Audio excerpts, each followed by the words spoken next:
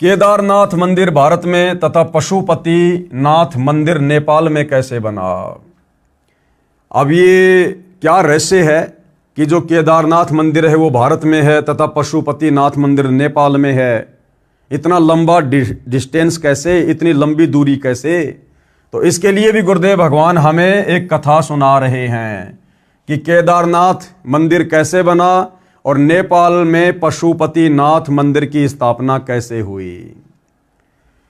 महाभारत में कथा है कि पांचों पांडव युधिष्ठिर, अर्जुन, भीम, नकुल व सहदेव जीवन के अंतिम समय में हिमालय पर्वत पर तप कर रहे थे। अब बताओ, तप करना ना वेदों में लिखा है ना गीता जी में लिखा है। और भाइयों और बहनों, तप करने के लिए खुद गीता का ज्ञान देने वाला काल भगवान मना कर रहा है। अब बहुत सारे भाई बहन जो ये कहते हैं कि भाई गीता का ज्ञान श्री कृष्ण जी ने बोला है। चलो आपकी बात बड़ी करते हैं, गीता का ज्ञान श्री कृष्ण जी ने बोला है, लेकिन गीता का ज्ञान देते समय श्री कृष्ण जी तो तप करने के लिए मना कर रहे हैं। श्री कृष्ण जी तो कह रहे हैं भैया तप करने वाला मुझे दुखी करता है, तप करने वाला मुझे दुखी करता है। अब यहां पर श्री कृष्ण जी पांडवों को खुद तप करने की सलाह दे रहे हैं कि भैया पांडवों, महाभारत के युद्ध में तुमने जो बंधुघात किया था, जो करोड़ों सैनिक मरवाए हैं, उनका पाप तुम्हारे ऊपर चढ़ा हुआ है।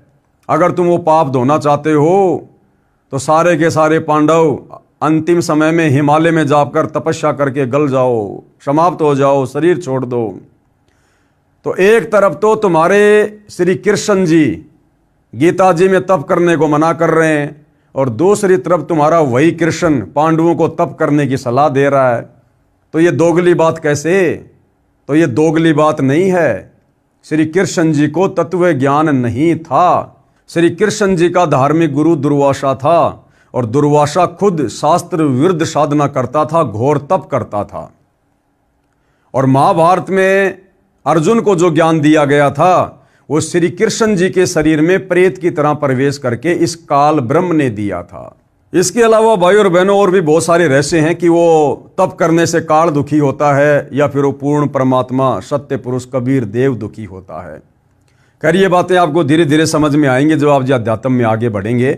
लेकिन कहने का मतलब ये है, यदि हिंदू श्रद्धालुओं के अनुसार गीता जी का ज्ञान श्री कृष्ण जी ने बोला था तो भैया श्री कृष्ण जी तो गीता जी में तप करने वालों को ये कह रहे हैं कि उनको तो मैं आसुर योनियों में डालूंगा, नरक में डालूंगा जो तप करते हैं, क्योंकि तप करने वाले शरीर में विराजमान मुझ परमात्मा को भी दुखी करते हैं, वो कृष्ण करते हैं।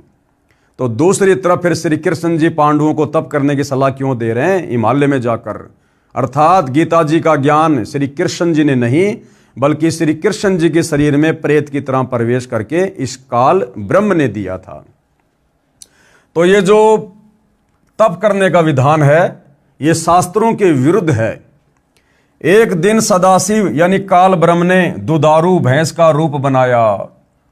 जब पांचों पांडव हिमालय क्षेत्र में तप आदि कर रहे थे तो उस समय ये जो काल ब्रह्म है जिसने गीता जी का ज्ञान दिया है, जो ब्रह्मा विष्णु महेश का पिता है, ज्योति निरंजन, जो गुप्त रहता है, अपने काल रूप में किसी को दर्शन नहीं देता, परंतु भ्रमित यही करता है भक्ति और भगवान के नाम पर, साधनाओं के नाम पर।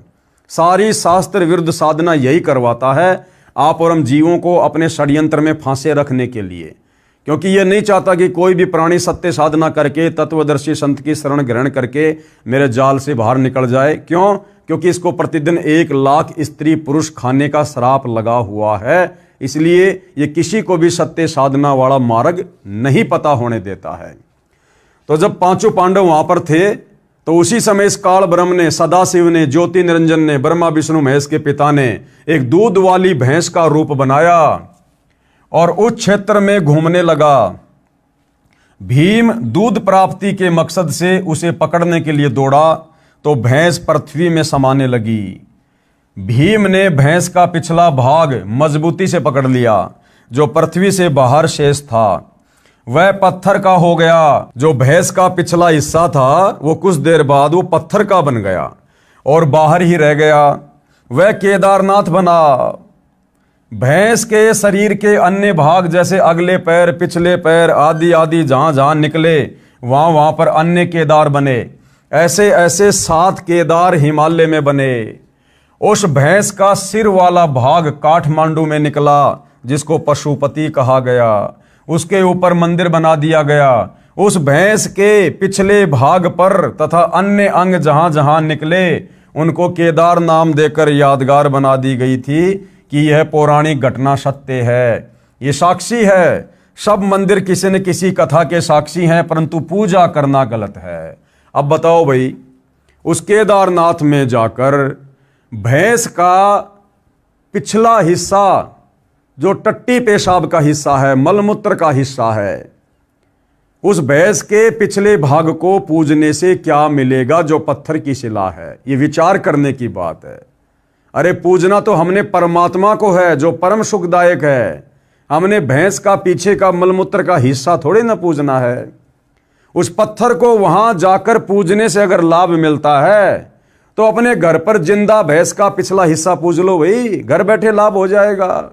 परंतु ये साधना इस काल के द्वारा हम आत्माओं को भक्ति मार्ग से भटकाने के लिए शुरू करवाई गई थी, और शास्त्र विरुद्ध होने के कारण इस प्रकार की ओछी आदि अधूरी घटिया साधनाओं का साधक को किसी प्रकार से कोई लाभ प्राप्त नहीं होता, उल्टा वहां जाकर वो पाप का भागी बनता है। उसके बाद क्या कह रहे हैं गुरुदेव? लगभग 100 वर्ष पहले केदारनाथ पर अधिक वर्षा के कारण दलदल अधिक हो गई थी। लगभग 60 वर्ष तक वहां कोई पूजा आरती नहीं की गई, न कोई दर्शन करने गया था। बाद में 30-40 वर्ष से दोबारा से दर्शनार्थी जाने लगे। सन 2012 में केदारनाथ धाम के दर्शनार्थ व पूजार्थ गए लाखों व्यक्ति बाढ़ में बह गए। अब बताओ भाइयों और बहनों, क्या वहां परमात्मा बैठा था? भगवान शंकर बैठा था? अगर वहां भगवान शंकर बैठे होते तो क्या भगवान शंकर अपनी पूजा के लिए वहां आने वाले भक्तों की रक्षा नहीं करता? क्या उस घटना को भगवान शंकर टाल नहीं सकता था? क्या भगवान शंकर में इतनी भी पावर नहीं है, इतनी भी शक्ति नहीं है जो अपने भक्तों की रक्षा कर सके? लेकिन भाइयों और बहनों, ये शास्त्र विरुद्ध साधना है, और इस प्रकार की शास्त्र विरुद्ध साधना से भगवान शंकर भी नाराज होता है। इसलिए कई हजारों की संख्या में वहां पर श्रद्धालु मारे गए। परिवार के परिवार अंधश्रद्धा भक्ति करने वाले मारे गए। यदि ये साधना पवित्र गीता में वर्णित होती तो वहां जाने वाले श्रद्धालु मर भी जाते तो भी पुण्यों के साथ परमात्मा के दरबार में जाते, परंतु शास्त्र विरुद्ध भक्ति करते हुए ऐसे मरते हैं तो व्यर्थ जीवन गया। तीर्थ तथा धाम की अन्य जानकारी। अब ये तो भाइयों और बहनों मोटे मोटे धाम थे, मोटे मोटे तीर्थ थे। केदारनाथ, बद्रीनाथ, अमरनाथ, पशुपतिनाथ। इसके अलावा भी और बहुत सारे तीर्थ हमारे भारत देश में हैं, जहां पर प्रतिवर्ष लाखों की संख्या में अंध श्रद्धालु पुण्य प्राप्त करने के लिए, या वर्तमान में तो बहुत सारे भाई बहन खाली पिकनिक मनाने के लिए, घूमने फिरने की दृष्टि से भी जाते हैं।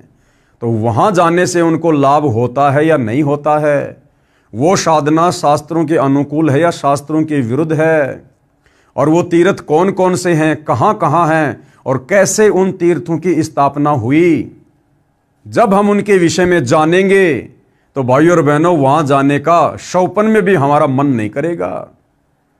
उन तीर्थों पर जाने का शौपन में भी हमारा मन नहीं करेगा, जिन तीर्थों पर आध्यात्मिक अज्ञानता के चलते हमारे नादान धर्म गुरुओं द्वारा भ्रमित किए जाने के कारण लाखों श्रद्धालु प्रतिवर्ष जाते हैं, और सैकड़ों की संख्या में तो आते जाते समय रास्ते में एक्सीडेंट में मर जाते हैं। क्यों? क्योंकि हम हिंदू भाई बहनों को अपने धर्म ग्रंथों में लिखी उन तीर्थों के विषय में जो सत्यता है अभी उसका ज्ञान नहीं है। हम केवल भेड़ चाल में चल रहे हैं। हम देखा देखी को ज्यादा महत्व देते हैं, और जब हमें सत्यता का पता चलेगा कि उन तीर्थों की स्थापना कैसे हुई, कैसे कैसे घटिया कर्म वहां किए गए जिस कारण से वो तीर्थ कहलाए, अब यदि हम वहां लाभ प्राप्ति के लिए जाएंगे तो हमारे से बड़ा मूर्ख फिर कोई नहीं कहलाएगा। तो हकीकत क्या है जो हमारे पुराणों में वर्णित है? तीर्थ तथा धाम की अन्य जानकारी। किसी साधक ऋषि ने किसी स्थान या जलाशय पर बैठकर साधना की या अपनी आध्यात्मिक शक्ति का कोई प्रदर्शन किया, वह अपनी भक्ति कमाई करके साथ ले गया तथा अपने इष्ट लोक को प्राप्त हुआ। उस साधना स्थल का बाद में तीर्थ या धाम नाम पड़ गया।